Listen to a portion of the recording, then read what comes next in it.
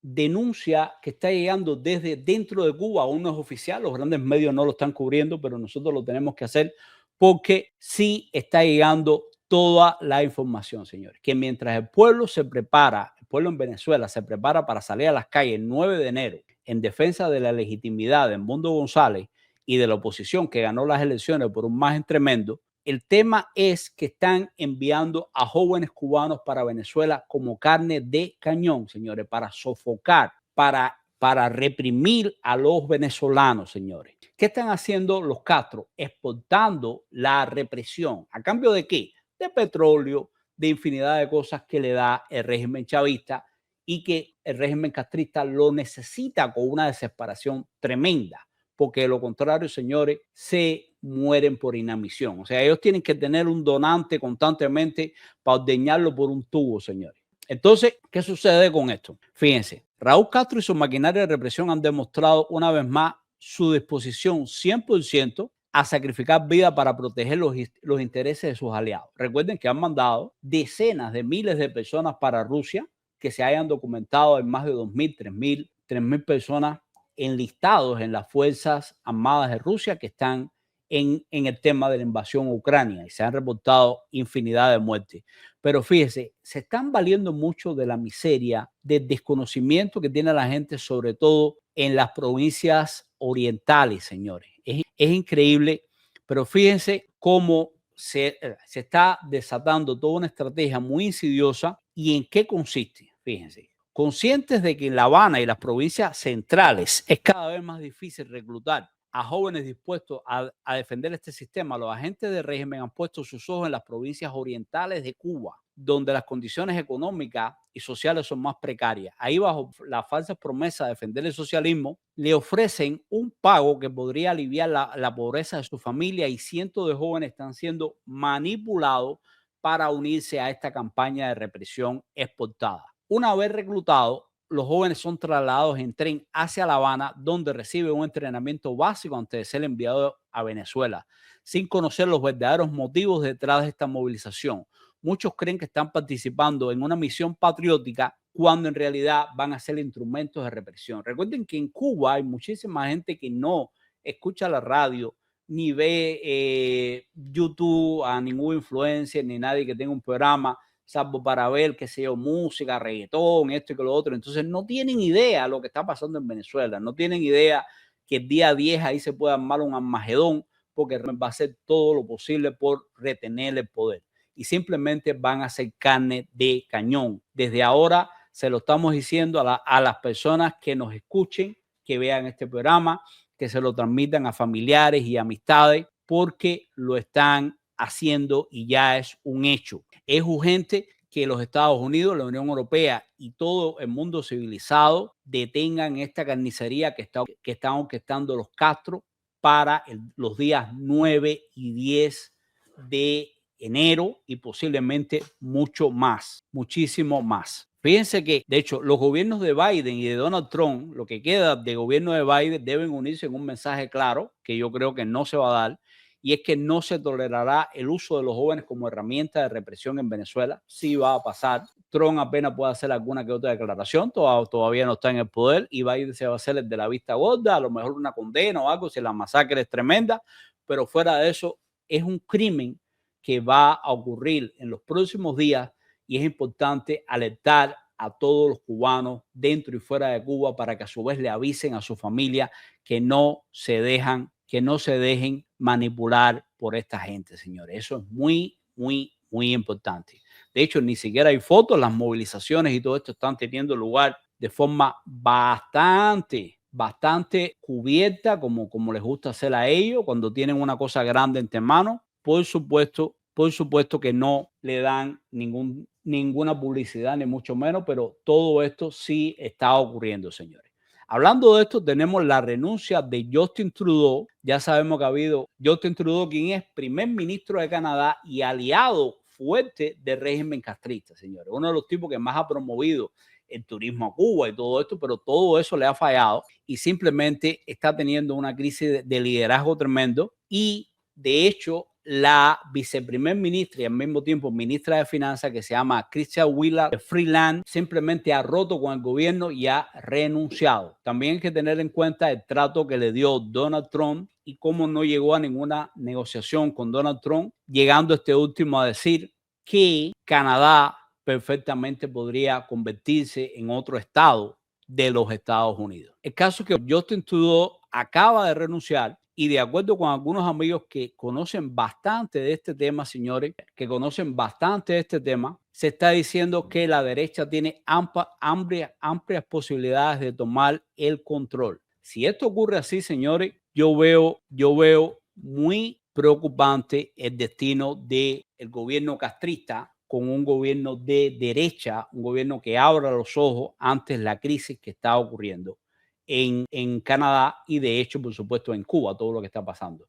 Aquí Ana dice, antes pasaba y peor, recuerda mal del día, Menoyo, eso era más peligroso. Sí, era muy peligroso y de hecho también abogaban abiertamente por el régimen castrista. Recuerdo cuando Menoyo se fue a Cuba, que iba a hacer su movimiento Cambio Cubano y después no logró hacer nada. Entonces decía, no, las oficinas de Cambio Cubano están todas en todas las calles de Cuba y unas muelas así, que realmente murió triste y olvidado porque cambió de bando tantas veces que al final nadie sabía con quién demonio estaba Menoyo, de hecho, señores. Pero ya le digo, esto me ha llamado muchísimo la atención. Aquí tenemos, de hecho, un periódico que acaba de cubrir las declaraciones de Donald Trump sobre la renuncia de Justin Trudeau. Y de hecho es bien gracioso. Miren acá, lo voy a traducir al español, de hecho, para compartirlo con ustedes con mucho gusto y que ustedes vean que esto es bastante serio, pero al mismo tiempo es tremendo. Yo creo que vale la pena verlo. Aquí Pánfilo nos dice, Menoyo, ¿en qué sentido cambió de bando? Te cuento.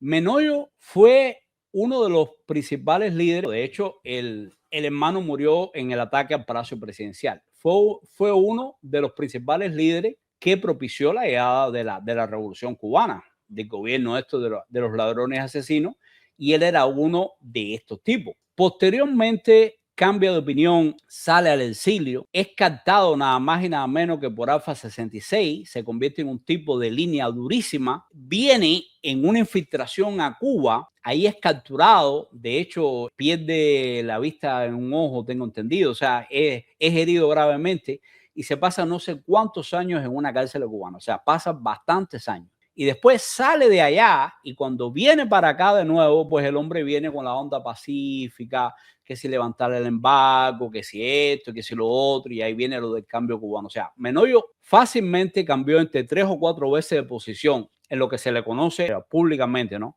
Pero fácilmente 3 y 4 veces de un lado para el otro. Vamos a leer, Javier Acosta nos dice, Javier, en este país se han colado una cantidad de chivatos comunistas que están por todos lados. Yo espero que con esta nueva administración se destapen y lo saquen de este país. Vamos a ver, pueden pasar muchísimas cosas ahí, pero sí está en peligro la ley de ajuste cubano y muchos de los responsables son todos estos cubanos que precisamente han minimizado la catástrofe cubana y que dicen, no, yo no soy inmigrante, yo no soy refugiado político, yo simplemente soy un inmigrante, yo no tengo nada que ver con eso que pasa en Cuba, yo no sé nada de política. O sea, todas estas excusas, todos estos shows para ir y volver como si Cuba fuera de nuevo un país súper normal, lo más civilizado del mundo, le han cambiado la mentalidad a los gobiernos, al Estado americano, y hay grandes posibilidades de que realmente puedan derogar la ley de ajuste cubano, señores.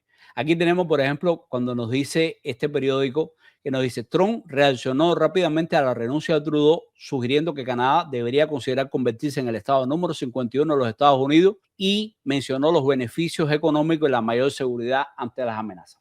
Pues esa es la opinión de Trump, que ya se la había soltado antes a Justin Trudeau en sus narices. O sea, Trump siempre opina lo que dice, o sea, tira directamente sin filtro y para nada lo atan las ataduras convencionales, ni mucho menos. Aquí Pánfilo me dice que habla un poquito de Indamiro. Yo te comento, Pánfilo, yo no conocía a Indamiro Restano en persona, pero sí fue uno de los primeros que comenzó con el tema del periodismo independiente. fundó el Grupo Armonía, donde estuvo con él un gran amigo que recientemente fallecido, se llama Jorge Calaforra.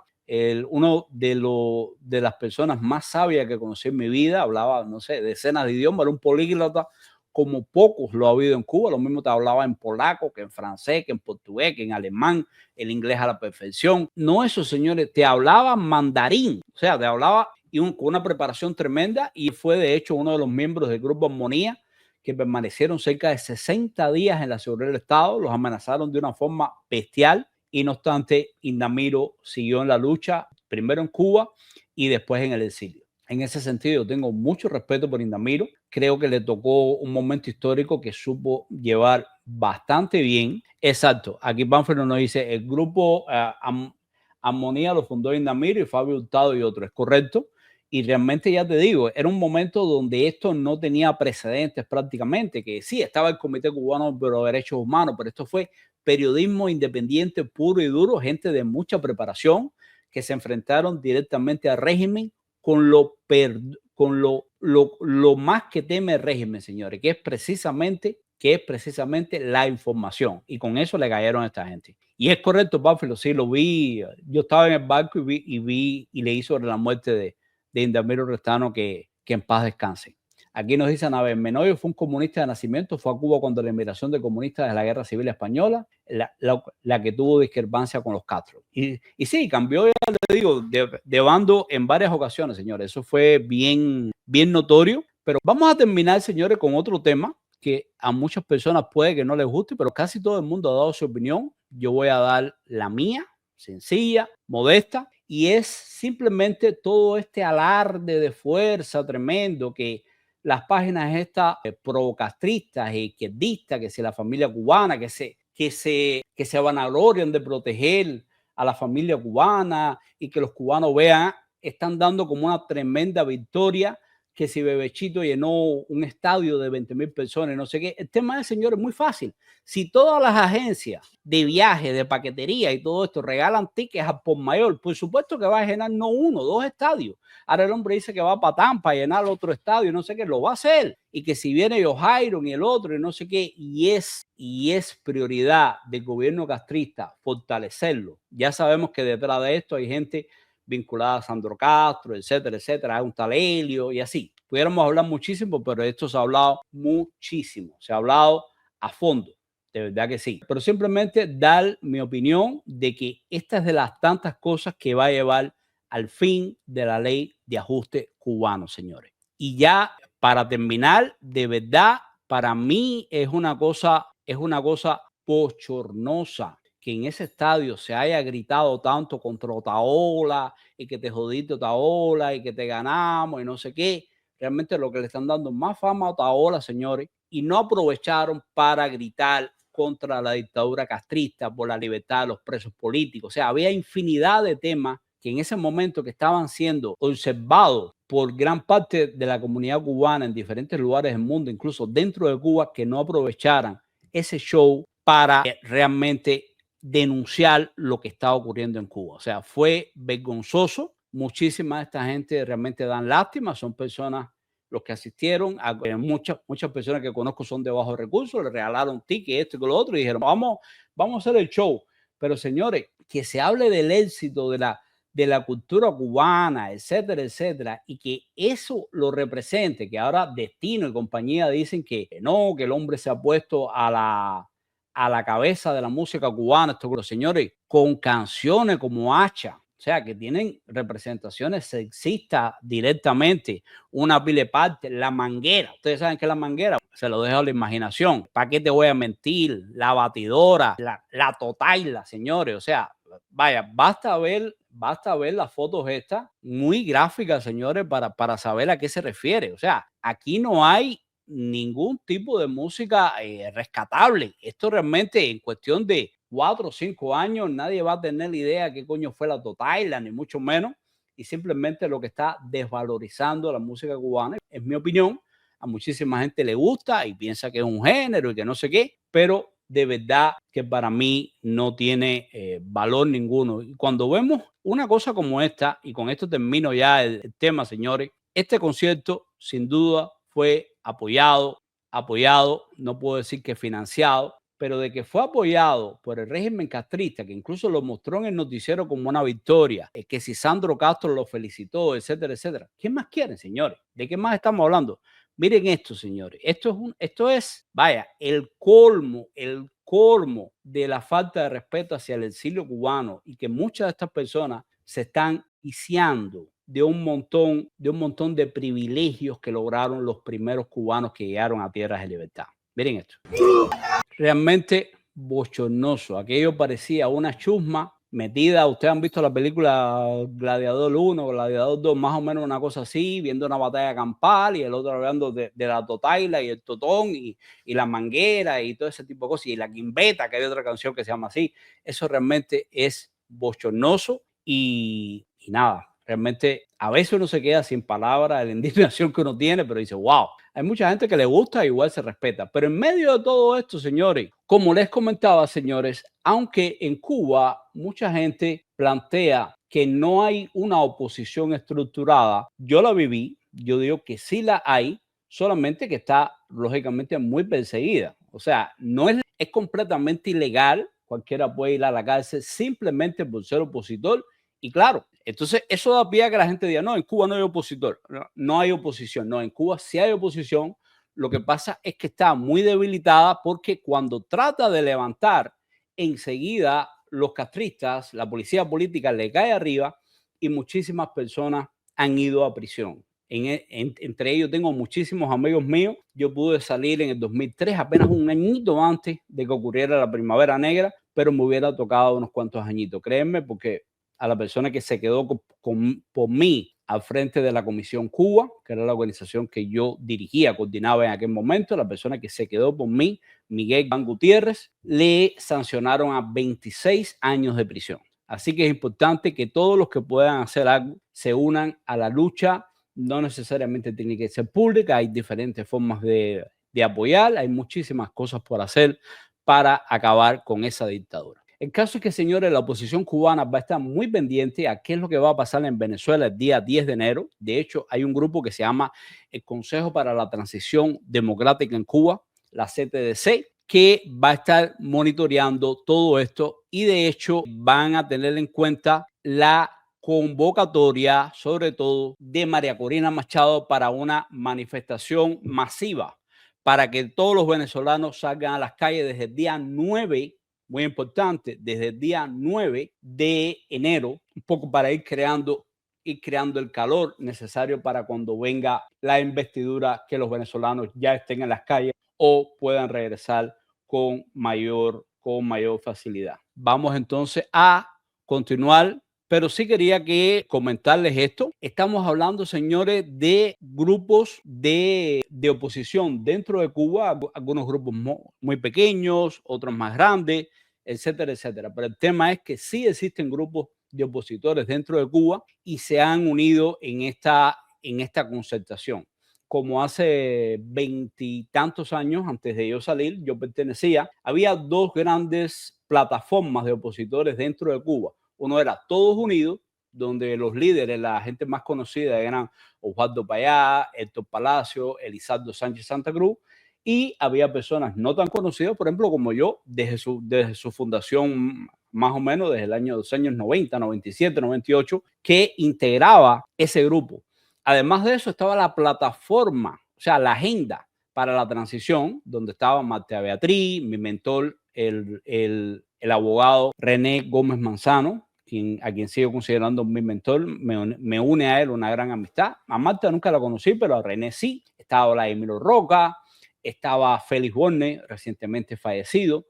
Pero yo pertenecía a las dos organizaciones simplemente porque todo lo que se haga por la libertad de Cuba está bien, señores, desde la denuncia hasta la rebelión. O sea, para mí no hay límite en lo que se puede hacer contra ellos, puesto que ellos nunca han tenido el más mínimo reparo en acabar con la vida de los cubanos, en fusilar decenas de miles de personas desde los primeros años de la revolución, en encarcelar centenares de miles de personas y en mantener en una prisión grande en esta isla, mantener contra su voluntad a más de 10 millones de personas. Por eso cuando viene alguien y se arma un concierto que insisten en que lo van a llenar, que si son 20,000 personas, que si esto, que si lo otro. Yo no lo dudo, porque ya sabemos los orígenes. O sea, detrás de este concierto hay muchísima gente relacionada con Sandro Castro, con el F, con todas las agencias de viaje, y sabemos que las agencias de viaje regalaron tickets al por mayor.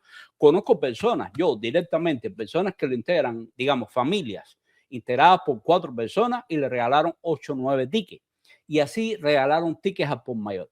¿Cuánto realmente vendió Bebechito? A lo mejor nunca lo sabremos, o sí, puede ser que sí. Si realmente funciona la auditoría que ha pedido Cuba Decide al asesor legal de FI. Yo creo que ellos se van a ir por el tema de la privacidad de su cliente, y van a tratar de tapar la letra. Pero es importante que tengan en cuenta esto.